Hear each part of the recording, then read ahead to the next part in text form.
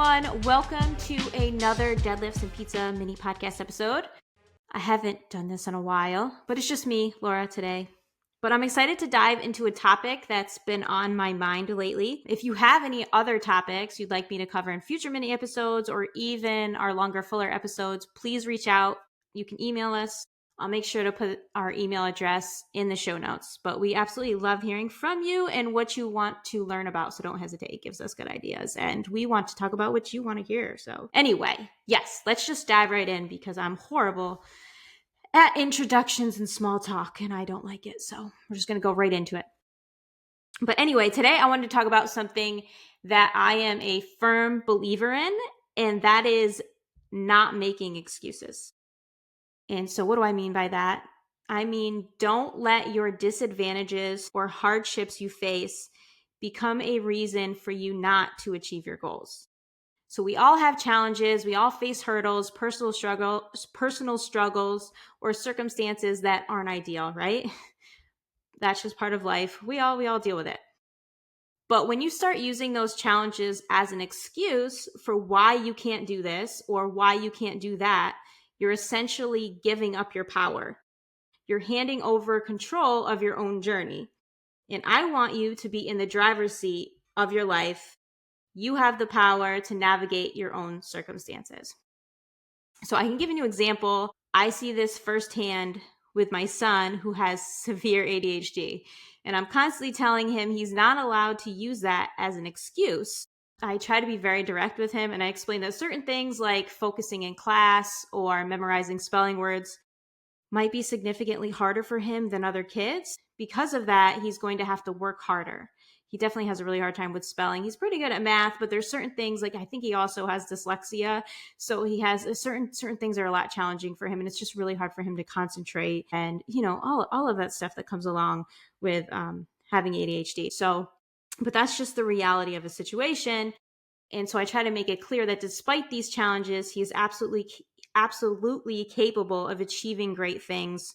Just because he has a harder time concentrating doesn't give him a free pass to not even try. He's not going to be like, well, that's just too hard for me because I have ADHD, or I don't have to do that because of this or that or whatever. So my biggest priority is that he gives effort and he shows up even though things are going to be more challenging for him. So I don't really expect him to get 100 on every spelling test. I don't expect him to be perfect. But what I want him to do is try, even though he has these challenges. And the really interesting thing about this is that this can actually become an advantage in a different way. Because things don't come easy to him, because he has to work harder for them, he's learning how to push through, how to strategize, how to earn his achievements in a way that many kids who find these things never will, right? If things come easy for you, once you face a challenge, you don't know what to do, right? You're like, I've never faced this hardship before. I don't know. I'm not versed in this. I don't know what to do about it. So he's building resilience and perseverance through challenging times. So someone who's had these things come naturally might struggle more when they actually face adversity because they haven't develop that crucial skill of fighting through tough moments. So my son is learning this skill now, and I think it's going to hopefully serve him incredibly well throughout the rest of his life if he continues to listen to my advice anyway. And the same principles apply directly to your fitness goals. So you likely have things that make it harder for you than other people to achieve your desired fitness outcomes, right? So maybe you struggle with food noise. So that constant mental chatter about food. Maybe your home life is chaotic, your job is incredibly stressful, or you're managing a very tight budget. These are legitimate challenges, and it's important to acknowledge them. So it's not about ignoring them or pretending they don't exist. However, the goal should be to do the absolute best with what you've got, right? So it might mean you don't achieve the exact same physique as your favorite fitness influencer, and that's okay. But don't let that unique limitation become an excuse to just give up entirely. That's where you start to lose momentum. And don't basically don't give yourself a pass. You still have to work hard, right? So it's actually beneficial to recognize what your limitations are. And once you identify them, you can start finding creative ways to work with them or work around them. And this is where progress truly happens. And so everyone is different, and everyone is going to have different struggles. So let me give you a personal example. So I have a lot of food noise. Seriously, it's pretty bad. Like I think about food 24/7. So as I'm eating one meal, my brain is already planning the next one. And I truly don't understand people who suddenly realize it's 3 p.m. and they're like, "Oh, I totally forgot to eat lunch today." I don't know how that happens. I don't understand you if you're that person. We're all different, right? I'm sure there's people who relate to me, but yeah, I am not that person. I am always hungry and just always thinking about food.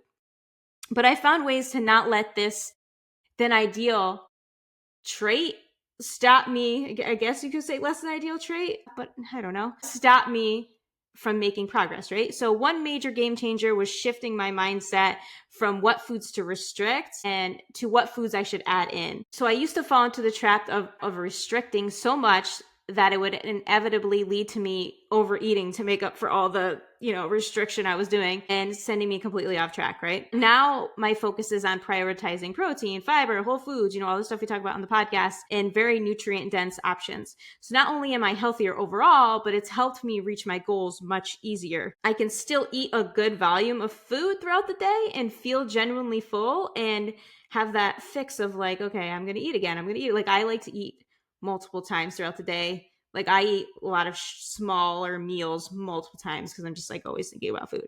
So this helps me not overshoot my calorie goals though, because I feel like I can eat so much more. And so it's working with my natural inclinations and not against them, right? Another thing that has really helped me is increasing my nutrient targets. So if you're throwing darts, right? If you're throwing darts at a dartboard, it's going to be a lot harder to hit the bullseye than it is to just hit the dartboard altogether, right? And the same goes for calorie targets. So once I started lifting and eating more, my maintenance calories increased. So I didn't have to eat like a bird anymore. And I could still eat a decent amount of food and be on track. So that was very helpful once I started doing that too, because having to eat 1,400 calories for the rest of my life is just it's not going to happen, right? So another thing that has helped me is just been experience and practice. So just like anything else, things get easier over time and you learn to adapt. So you start to learn like, what strategies work best for you, and we're all different, right? So one key thing I've learned is to always have several go-to meals ready when I have nothing else planned. I always have frozen veggies and a variety of proteins on hand for these quick balanced meals. And this has helped me tremendously staying consistent, especially on busy days when my food noise might be screaming for convenience, which often means less healthy options. When I'm in a fat loss phase or a cut, another helpful tactic I have is not having certain foods easily accessible. So if there's a specific food I know I eat mindlessly or I'll overeat, I have two main strategies. So one is simply don't buy it or keep it in the house, though that can be harder when you have family who enjoys those foods. Or two, I make it harder for myself to grab. So for instance, I absolutely love Brookside chocolate candies. They're delicious. I hope you know what I'm talking about. They're really good. But I find it very difficult to limit them sometimes.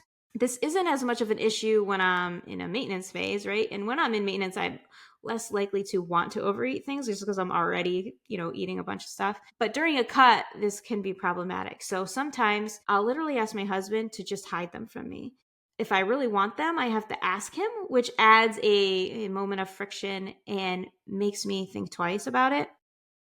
So there are other foods that aren't necessarily problem foods for me, but I may eat them mindlessly if they're right in front of me, right? So if you've ever seen like a bag of chips and it's open, you're going to grab some and just eat them because they're there. So for those kinds of foods, I may put them on top of a fridge or in a tall cabinet. Sometimes there are some perks to being short, but I'll put them on top. I'll put them somewhere where I can't easily reach them. And this simple tactic usually helps me to just that little bit, like of that little bit of friction makes it so I'm less likely to grab them, because a lot of times it's like I'm not even hungry, but the food's there and I see it, so I want to eat it because it's there. But if I don't see it, it's out of sight, out of mind, right? So it creates that physical barrier and helps me be more intentional with what I eat. So those are just a few personal strategies I've developed through trial and error over the years, and I continue to learn more about myself as time goes on, and I've learned to adjust my approach as needed. And it's going to be like a lifelong, process of self-discovery and adaptation. But whatever your unique limitations or disadvantages are, do not use them as an excuse. Doing so only limits you and your potential. So instead, acknowledge them, understand them, and actively find ways to work with them or around them. And yes, sometimes it just sucks, right?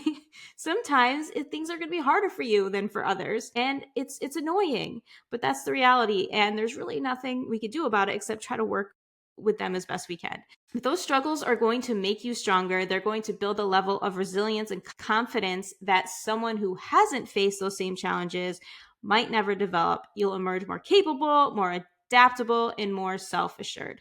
So you have the power to define your own path, and don't give that away. Anyway, that's all I got for you today. Thanks for tuning into this mini episode of Deadlifts and Pizza. Remember to email us your favorite topics or topics you want to hear about. And I guess not your favorite topics, just things you want just things you want to hear about. We love hearing from you. You can find our email in the show notes. All right.